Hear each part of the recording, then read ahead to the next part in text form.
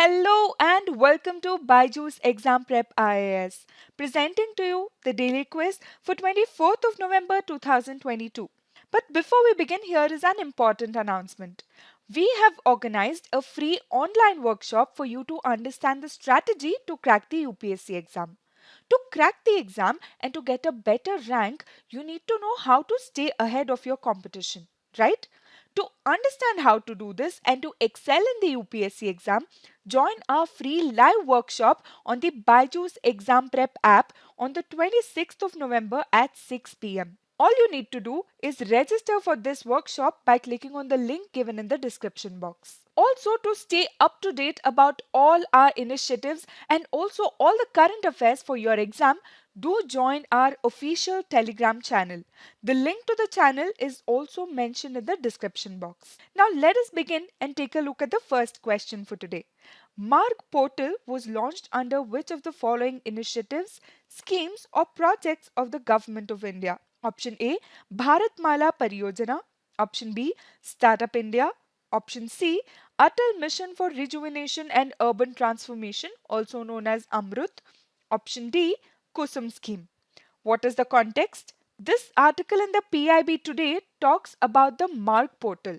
The Department for Promotion of Industry and Internal Trade has launched the startup applications for registration on the MAARG portal, which is the national mentorship platform by Startup India. The purpose of MAARG is to provide a boost to the startup ecosystem in India by building a strong and inclusive ecosystem for innovation and entrepreneurship.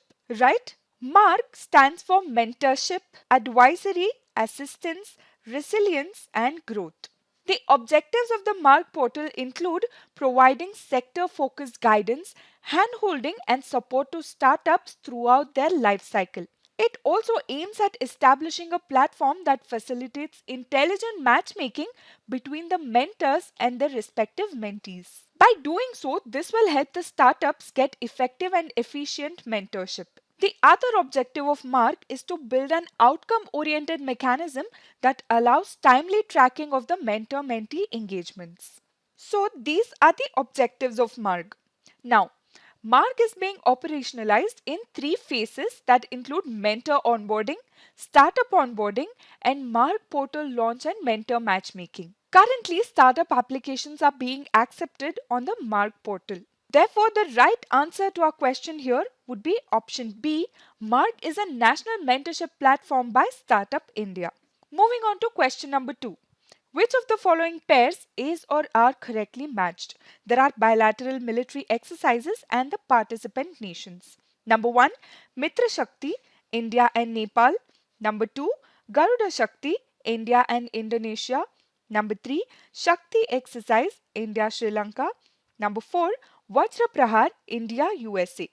What is the context? This article in the PIB today talks about the exercise Garuda Shakti. Say this Garuda Shakti is a bilateral exercise between special forces of the armies of India and Indonesia. And this joint military exercise is a part of India-Indonesia Defence Cooperation. The exercise includes counter-terrorism operations, close quarter combat, and also other areas of special operations. And currently, the 8th edition of Garuda Shakti is being carried out. Now coming back to our question. Before we discuss the answer, pause the video, mark your answers and let me know in the comment section how many you could get right. Here, Garuda Shakti is correctly matched. It is a bilateral military exercise between India and Indonesia. So 2 becomes correct. Mitra Shakti is a bilateral exercise between India and Sri Lanka and not Nepal. So 1 becomes incorrect. And if you know this piece of information, you know that option 3 also is incorrect. Shakti exercise is between India and France. Now coming to Vajra Prahar. Vajra Prahar is the joint military exercise between the Special Forces of India and the United States of America. So this is correct.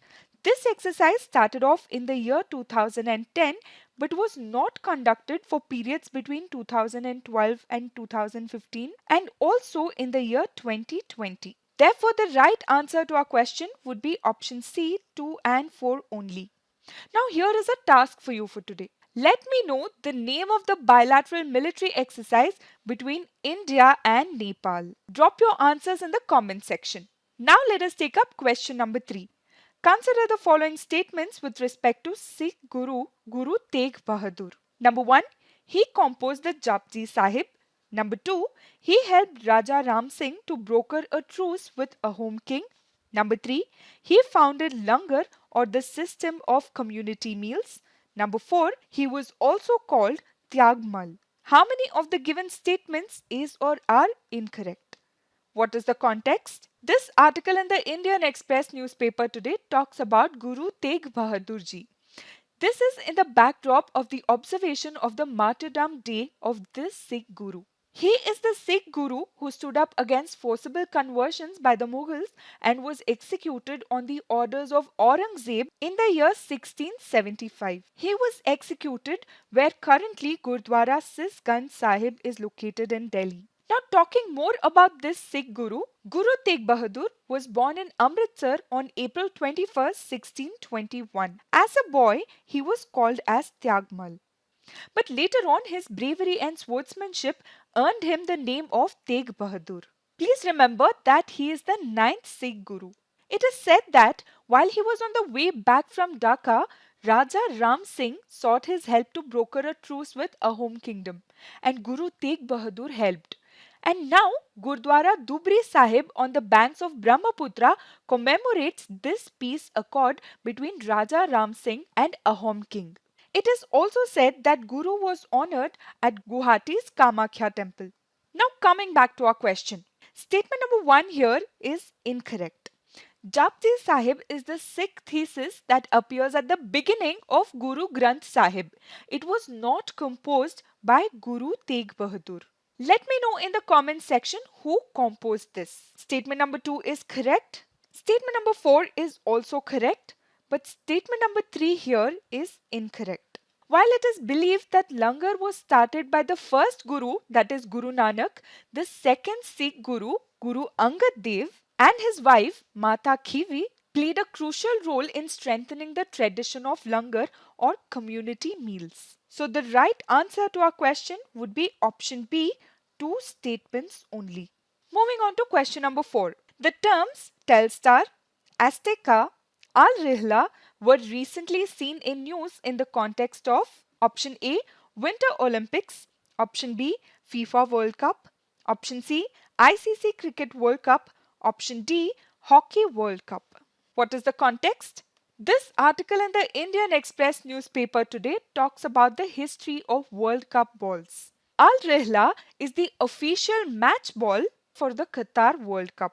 Please remember that this is also the name of the travelogue written by Ibn Battuta, a 14th century Moroccan explorer who travelled extensively around Asia, Europe and Africa. When he visited India, Ibn Battuta visited and stayed in the court of a king for 7 long years. Post the name of this king in the comment section. Now coming back to this article on World Cup balls. The Telstar, Azteca, Tricolore, Jabulani and Brazuca are all match balls used in FIFA World Cup tournaments. So the right answer would be option B, FIFA World Cup. In the last few prelims paper, we've seen a trend where UPSC has been asking questions on sports as well. So here it becomes important for you to follow sports news as well. Now let us take up a previous year question from prelims paper 2017. Which of the following gives Global Gender Gap Index ranking to the countries of the world? Option A, World Economic Forum. Option B, UN Human Rights Council. Option C, UN Women. Option D, World Health Organization. The right answer to our question here is option A, World Economic Forum. The Global Gender Gap Index is published by the World Economic Forum as a part of the Global Gender Gap Report. There are 4 dimensions based on which the Global Gender Index evaluates the performances of each of the countries. That is, economic participation and opportunity, education attainment, health and survival, and lastly, political empowerment. These kind of questions can be answered only and only if you've been religiously following the newspapers. Now let us take up the fact of the day for today, which is quantum key distribution. Why this topic? In this PIB article, there is a reference to the concept of quantum key distribution, and that is why we've picked this topic up for discussion today. See, quantum key distribution is a secure communication method that implements a cryptographic protocol involving components of quantum mechanics. Let me break this down. It enables two parties to produce a shared random secret key that is only known to them, which can then be used to encrypt and decrypt messages. So in quantum key distribution, encryption keys are sent as qubits or quantum bits in optical fiber. So this quantum key distribution works by using photons to transfer the data. Photons are the particles which transmit light. So as we already discussed, quantum key distribution allows two distinct users who do not share a long secret key initially to produce a common random string of secret bits, which is called as the secret key, right? Using this one-time pad encryption, this key is proven to be secure to encrypt and decrypt messages, which can then be transmitted over a standard communication channel. So now you may ask, what is the need for this quantum key distribution? The quantum key distribution is essential to address the threat that rapid advancement in quantum computing poses to the security of data that is being transported by various critical sectors through the current communication networks. Let me tell you more about the significance of this technology. See, the encryption under quantum key distribution is unbreakable. Why? This is mainly because of the way the data is carried, that is via the photon. Here you must note one key point.